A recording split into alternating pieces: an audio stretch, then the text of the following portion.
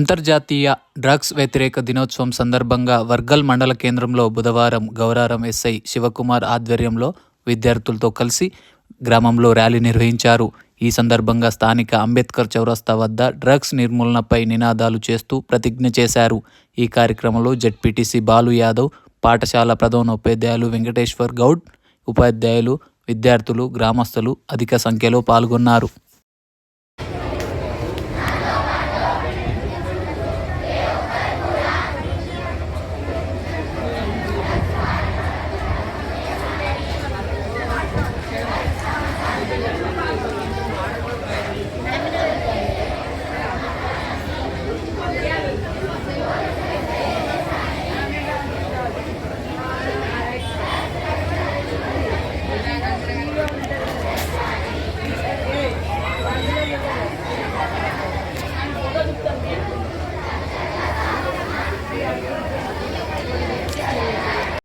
అందరికీ నమస్కారం.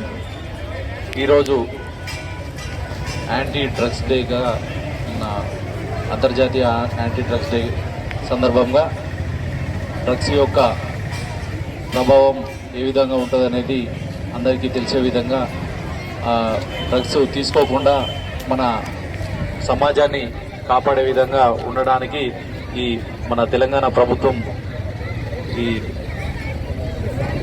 ఆధ్వర్యంలో పోలీస్ శాఖ తరఫున ఈరోజు ఈ ర్యాలీ అనేది కండక్ట్ చేయడం జరుగుతుంది.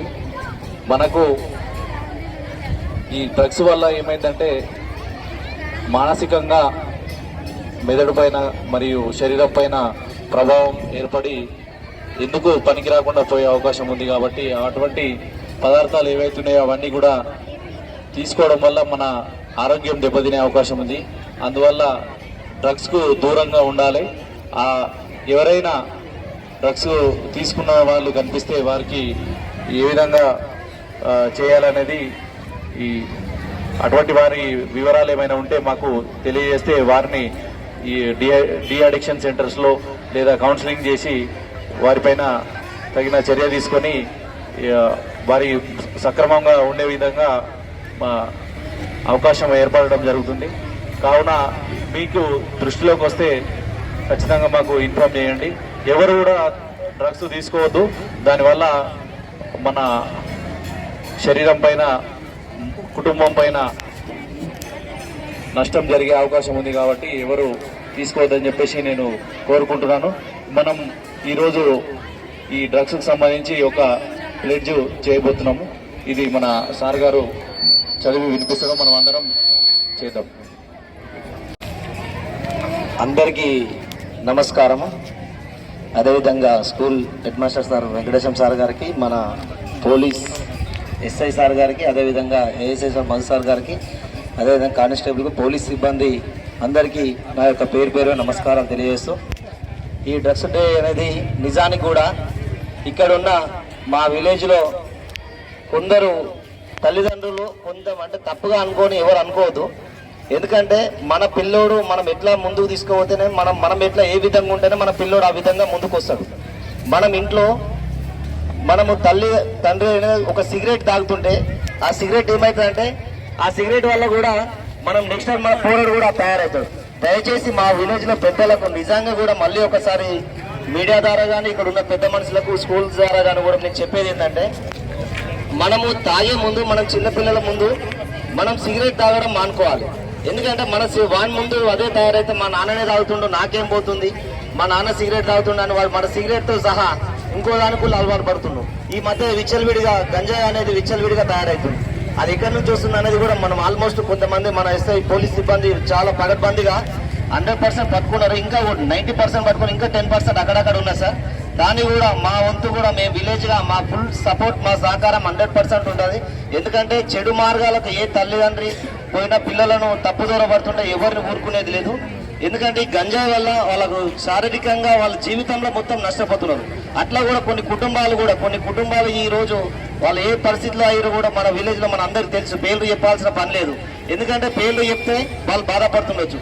అట్లా కాకుండా మనం ఏ విధంగా మన పిల్లోడిని మనం విచ్చలవిడిగా విసిపెడుతున్నాం. కాబట్టి దయచేసి నేను ఈ ప్రోగ్రాం ద్వారా కూడా ఈ పిల్లలు ఇప్పుడు తీసుకురావడం వీళ్ళు ఎండలను తీసుకొచ్చి అక్కడ నుంచి స్కూల్కి తీసుకొచ్చి ఇక్కడ మనం పెట్టడం మన సంతోషంగా కాదు, మన పిల్లల ఎదుగుదల కోసం మనం ఏ విధంగా వీళ్ళని చూసినా మనం నేర్చుకోవాలని ఈ యొక్క ప్రోగ్రామ్ చేస్తున్నారు. ఆ ప్రోగ్రామ్కు కూడా మనం దయచేసి అందరం సపోర్ట్ చేసిన పిల్లలను కూడా, పిల్లల తండ్రి తల్లి ఎవరైతే పిల్లల ముందు సిగరెట్లు మాత్రం ఆ ఒక తండ్రి ఇంట్లో పిల్లల ముందు సిగరెట్ తాగితే అది ఇంకా ముందు చెప్పు సిగరెట్ దార పోయి, ఇంకోటి గంజాయి పోయి, ఇంకోటి మద్యం పోయి, ఇంకోటి ఎన్నో విధాలుగా తయారవుతుంది. దయచేసి తల్లిదండ్రులు ఆలోచన చేసుకోవాలి. ఇంకోటి మా పిల్లలకు కూడా నిజంగా కూడా ఇంతగా వచ్చి మీరందరూ ఈ ప్రోగ్రాంలో పార్టిసిపేట్ చేస్తున్న చాలా ఆనందంగా ఉంది. ఇంకొకటి ఏంటంటే మీరు కూడా తండ్రి ఎవరైతే ఉన్నారో ఈ ప్రోగ్రాంలో మన అందరు తల్లిదండ్రులు రాలేకపోవచ్చు. మీరు కూడా ఏంటంటే ఆ ఒక నాన్న ఎప్పుడైతే ఆడపిల్లలు చెప్తే తండ్రి ఆటోమేటిక్గా వింటాడు. ఆ నాన్న కూడా ఏంటంటే ఆ నాన్న చెప్తే వింటాడు. నాన్న నువ్వు కొంచెం సిగరెట్ మానేయ అని చెప్తే ఆ తమ్ముడు అన్న ఇంట్లో ఎవరున్న వాళ్ళు మీ ద్వారా కూడా ఒక మెసేజ్ వెళ్ళిపోతుంది. చక్కని మెసేజ్ ఇది.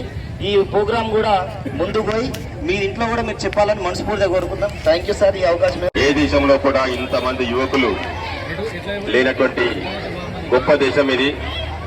ప్రపంచంలోనే అత్యధిక జనాభా ఉన్నప్పటికీ అందులోపల ఎక్కువ మంది యువకులు.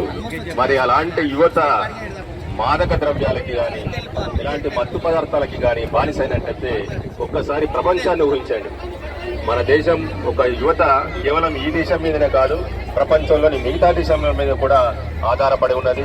ఈరోజు మనం ఇప్పటికే అనేక దేశాల లోపల మనం భారతీయ సేవలు అందుతా ఉన్నాయి. కాబట్టి మనం తప్పకుండా ఒక క్రమశిక్షణయుతమైనటువంటి జీవితాన్ని గడిపితేనే యువత మిగతా వారికి ఆదర్శంగా ఉంటుంది. మనం ఒక అలవాటు అంతకుముందు చిన్నప్పుడు కళ్ళు ఇలాంటివి మనం విన్నాం, అదే దురవ్యసనం అనుకున్నాం. కానీ ఈ మధ్య కాలం లోపల మత్తు పదార్థాలు డ్రగ్స్ అనేటి ఎక్కడ పడితే అక్కడ విచ్చలవిడిగా దొరుకుతూ ఉన్నాయి. పల్లెటూరు కావచ్చు, పట్టణం కావచ్చు, మెట్రోపాలిటన్ సిటీస్ కావచ్చు. ఇంకా మామూలుగా సిగరెట్ ఏ విధంగా దొరుకుతుందో ఆ విధంగా అయిపోయింది మత్తు పదార్థాలు, డ్రగ్స్ అనేది. ఒక్కసారి కనుక దానికి మనం అలవాటు పడిపోతే జీవితాంతం మనం ఒక నిర్వీర్యమైనటువంటి బతుకు ఈడుస్తూ ఉంటాం. ఎవరికి పనికిరానటువంటి బతుకు బతుకుతూ ఉంటాం. శారీరకంగా నష్టపోతాం, సామాజికంగా నష్టపోతాం, మన కుటుంబ పరంగా నష్టపోతాం. ఒక సిగ్గుమాలిన బతుకు మనం బతకాల్సి ఉంటుంది. కాబట్టి మనం దానికి ఖచ్చితంగా దూరంగా ఉండాలి. ఇప్పటికీ ఎవరైనా గనక డ్రగ్స్ కి బానిసైపోతే ఖచ్చితంగా రీట్రీట్మెంట్ హాస్పిటల్స్ కూడా ఉంటాయి.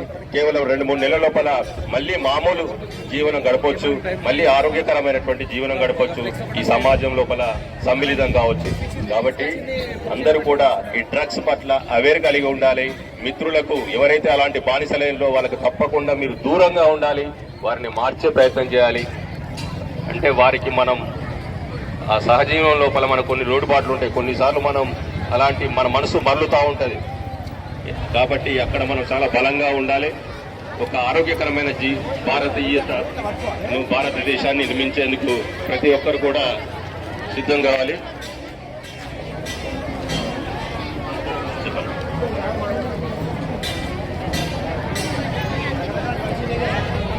ఓకే, సో గౌరవనీయులు మన జడ్పీటీసీ బాలు యాదవ్ గారు, అదేవిధంగా మన ఎస్ఐ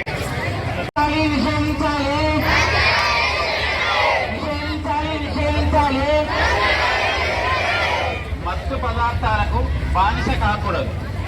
మత్తు పదార్థాలకు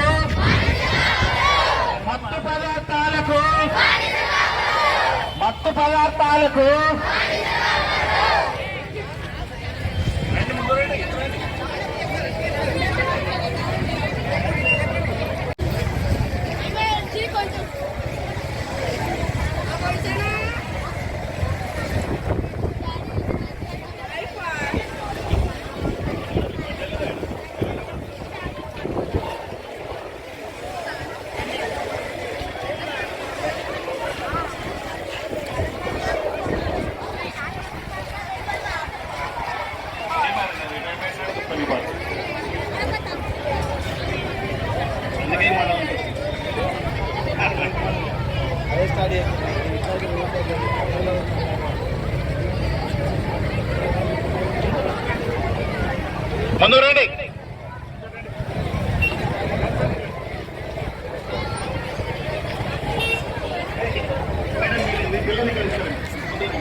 సీరియస్ చాలా పకడ్బందీగా గట్టిగా దాన్ని నిర్మూలించాలనేటువంటి విషయాన్ని పూనుకుంది. కాబట్టి ముఖ్యంగా స్కూళ్ళల్లో విద్యార్థులు కూడా ఈ మధ్యన గంజాయి లేదా కొన్ని రకమైనటువంటి చాక్లెట్స్ కావచ్చు, రకరకాలైనటువంటి ఇష్యూస్, ఈ ఏవైతే మత్తు పదార్థాలు ఉన్నాయో వాటికి బానిసలు అవుతున్నటువంటి అంశాన్ని చాలా మంది అంటే ఇప్పుడు దృష్టికి వచ్చింది, ప్రభుత్వం దృష్టికి కూడా. కాబట్టి ముఖ్యంగా మనం ఏంటంటే మనము ఈ అర్బన్ కు దగ్గర ఉన్నాం, హైదరాబాద్ దగ్గరలో ఉన్నాం కాబట్టి అనేకమైనటువంటి ఫ్యాక్టరీస్ ఉన్నాయి కాబట్టి రకరకాల వ్యవస్థల ద్వారా ఇక్కడ వరకు కూడా రావడం జరుగుతుంది. ముఖ్యంగా విద్యార్థులు దీని నుంచి దూరంగా ఉండాలి. ఒకవేళ ఎవరైనా దాన్ని ఉపయోగించినట్టయితే కఠినమైనటువంటి శిక్షలు ఉన్నాయి. ఇప్పుడు ప్రస్తుతం ఈ డిపార్ట్మెంట్ అది అవేర్నెస్ కోసమే ఈరోజు ప్రత్యేకమైన ర్యాలీ మన మండలంలో నిర్వహించడం అనేది జరుగుతుంది. కాబట్టి దీన్ని ప్రతి ఒక్కరు కూడా గమనించాలి. విద్యార్థులు, అదేవిధంగా ఈ గ్రామ ప్రజలు కావచ్చు, మండల ప్రజలు కావచ్చు, అందరూ కూడా దీన్ని గమనించి అందరూ కూడా సహకరించి డ్రగ్స్ నిర్మూలనకు అందరూ సహకరించాలని విజ్ఞప్తి చేస్తున్నాం. మరి ఈ సందర్భంగా ఎస్ఐ గారు, మన ఎస్ఐ గారు 2 నిమిషాలు మాట్లాడతారు, తర్వాత ఒక ప్లెడ్జ్ ఉంటుంది, జెడ్పీటీసీ గారు కూడా మాట్లాడతారని కోరుతున్నాం.